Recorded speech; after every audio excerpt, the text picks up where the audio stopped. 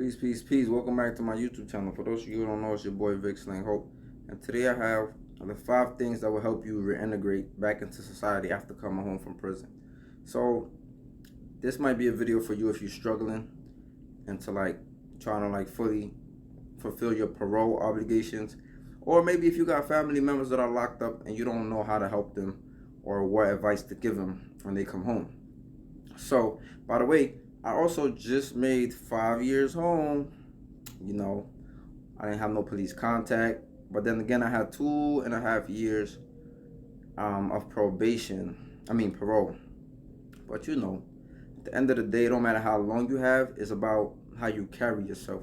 So I'm going to give you 5 tips about things that help me, and hopefully they can help you. And the first thing is you got to have not just knowledge of self, but you got to be comfortable in your own skin. And what I mean by comfortable in your own skin is that you can't let the stuff that people say affect you. Like if you're trying to change your life and you're trying to move on and you're trying to do different things, people are going to say shit. People are going to talk about that. People are going to, people say all type of stuff, And you can't let that stuff affect you. Like somebody say you pussy, somebody say you ugly, somebody say you fat, somebody say whatever they say about you, you can't let that stuff affect you and get the best of you. Because people are always going to have opinions about whatever situations or whatever matters. So the first thing I would say is you need to be comfortable in your own skin, regardless of what people say or regardless of the advice other people might give you that might be detrimental to you. And I'll give you an example. When I was in elementary school, I remember I never really cared about name brand. I never really was big on that stuff. I was happy with just getting new stuff.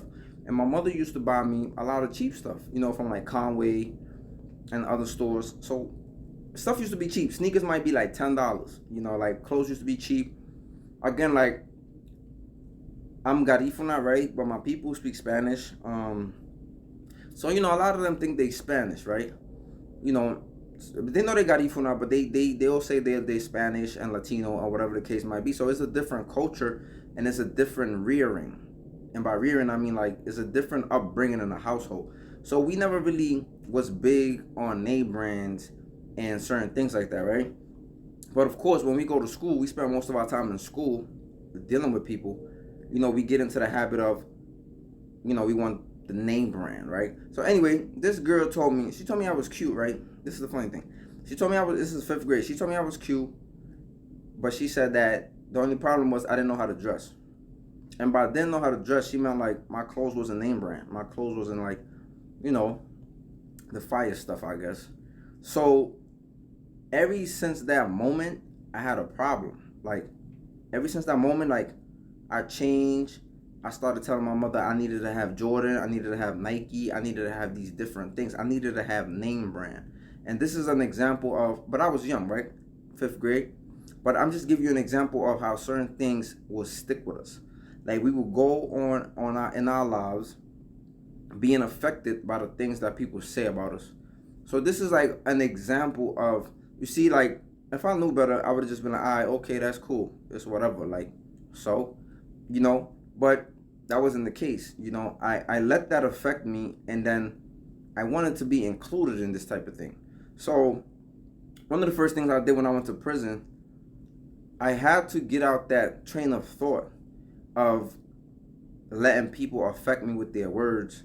So, you get into the habit. And it's practice. It takes a lot of practice. It's not easy, but it takes a lot of practice to be able to sit there and be like, you know what, whatever, you got it, homie. You know what I'm saying? I'm working on SMD. You know what I'm saying?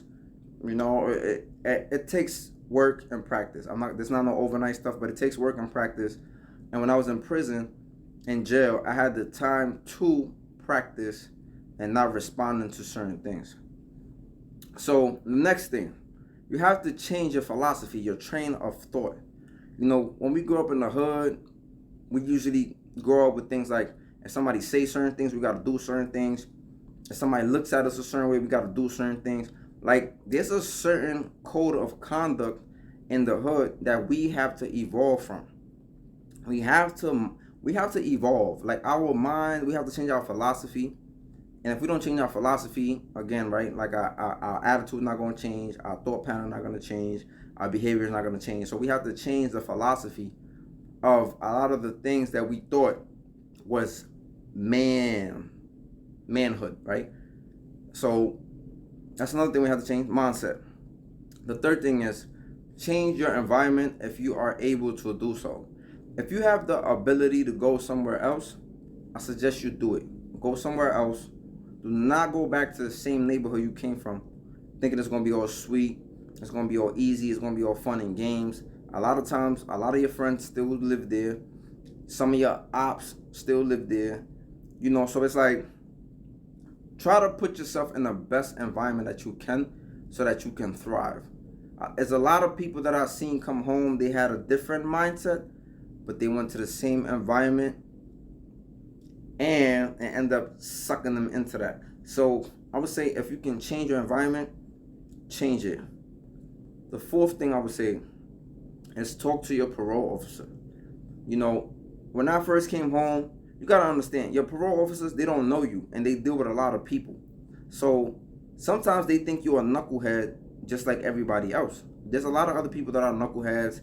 They trying to like smoke on the low, they trying to beat urine tests. They doing whatever they not supposed to be doing, right? They doing a whole bunch of stuff and they trying to get over. So sometimes the parole officers, they be on some BS because like they have to deal with a lot of people. They have to deal with a big caseload, and they got to chase people around, and they got to police them, and they got to do all these different things. When I came home, I used to talk to all my POs. I used to tell them, like, look, this is what I'm trying to do, and I need you to help me to the best of my ability. Because at the end of the day, the job of parole is to facilitate your integration into society. So when you tell your PO that, like, look, your job is to help me re-enter society, and that's what I'm trying to do. If you're trying to get a job, whatever you're trying to do, the PO is supposed to be helping you.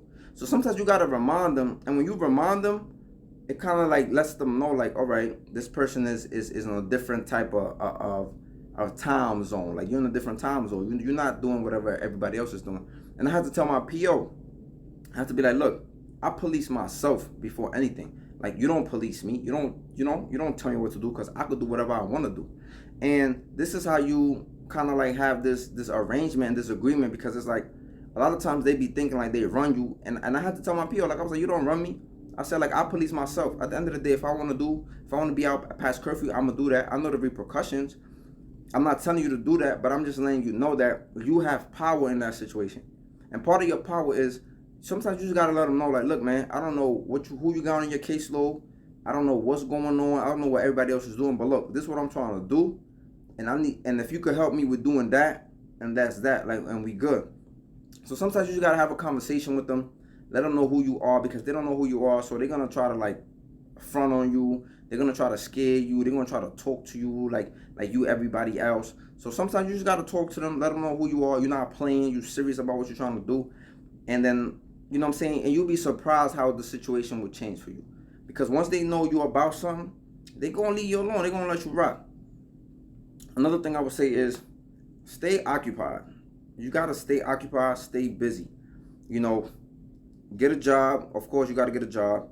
And if you could go to school or get a trade, do that. Like, sometimes a job is not enough. Sometimes, yeah, you got a job and you can still get caught up in stuff. Stay busy. Like, that's one thing that I did. I got a job and I was going to school. So once I started going to school, it didn't even bother me. They was just like, all right, this dude is about his business. Like, we don't got to bother him. We don't got to be on him. We don't got to be telling him nothing. Like, I was about my business. I worked. I went to school. Sometimes I wasn't even home at 9 o'clock. It's almost like I didn't have a curfew. I used to be out.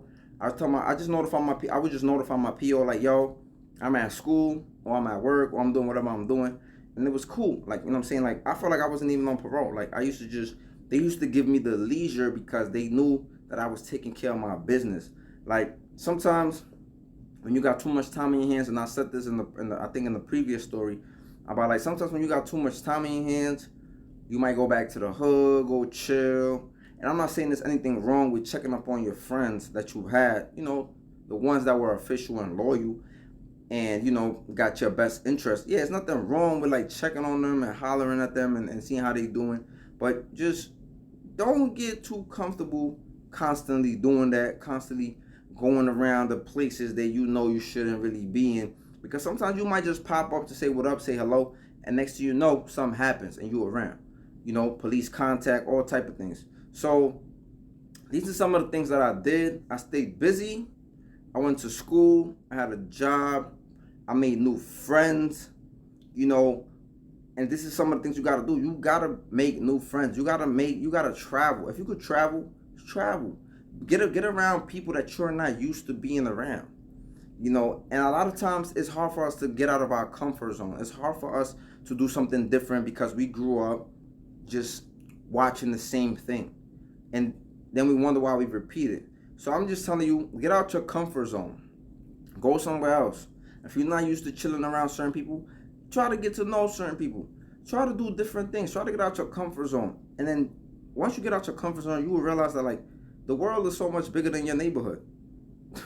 I'm telling you, I kid you not. Traveling and going different places has taught me a lot. People live in different circumstances, different conditions, different methods, different ways, different, it's a whole bunch of different things that be going on and that we don't have the knowledge of. And sometimes just understanding and seeing different people's cultures and way of lives teaches us a valuable lesson. So those are the 5 things that I did. And I never had police contact.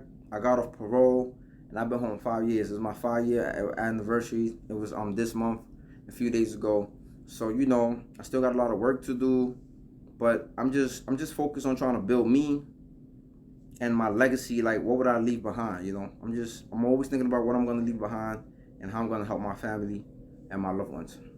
Hopefully this video benefits y'all.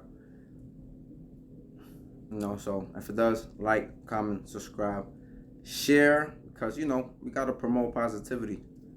So let me know what y'all think. If I miss anything, put it in the comment section. For those of y'all who might have discerned certain different things that helped y'all stay home. Peace.